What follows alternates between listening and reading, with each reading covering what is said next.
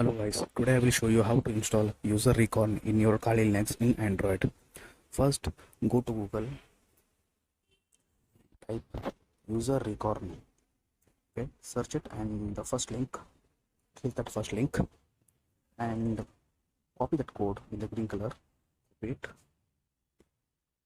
and come back to your terminal and type it there, get clone. So you can clone there, paste that link and it's already installed in my terminal, so please guys install that one.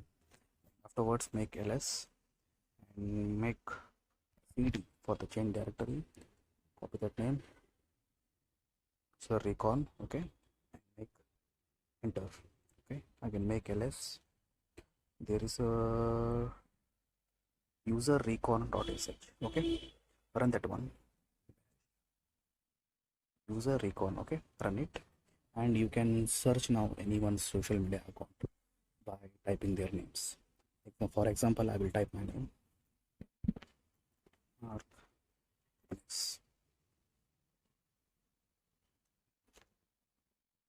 Okay, it search in many